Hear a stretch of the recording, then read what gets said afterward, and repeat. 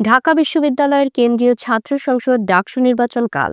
এবারের নির্বাচনে স্বচ্ছতা নিশ্চিত করতে প্রতিটি ভোট কেন্দ্রের বাইরে বসানো হচ্ছে এলইডি স্ক্রিন, যেখানে ভোট গণনা সরাসরি দেখা যাবে। রিটার্নিং কর্মকর্তার এক সংবাদ বিজ্ঞপ্তিতে জানানো হয়েছে, নতুন এই উদ্যোগের মাধ্যমে শিক্ষার্থীরা ভোট গণনার প্রতিটি মুহূর্ত দেখতে পাবেন। এটি নির্বাচনের স্বচ্ছতা ও বিশ্বাসযোগ্যতা বাড়াবে। রোববার ছিল প্রচারণার শেষ দিন। নির্বাচনের আচরণবিধি অনুযায়ী ৭ সেপ্টেম্বর রাত ১১টার পর থেকে সব ধরনের প্রচারণা বন্ধ থাকবে। এছাড়া ভোট কেন্দ্রে mobile phone, smart watch, bag, পানির বোতল ও অন্যান্য ইলেকট্রনিক ডিভাইস নিয়ে প্রবেশ নিষিদ্ধ। সংবাদ মাধ্যমের জন্য নির্বাচনের দিন বিশেষ ব্যবস্থা নেওয়া হয়েছে। সকাল ৭:৩০টার দিকে খালি ব্যালট বাক্স সিলগালা করা হবে সাংবাদিকদের উপস্থিতিতে। কেন্দ্রগুলোতে সাংবাদিকদের অংশগ্রহণে এই কার্যক্রম আরও স্বচ্ছভাবে সম্পন্ন হবে।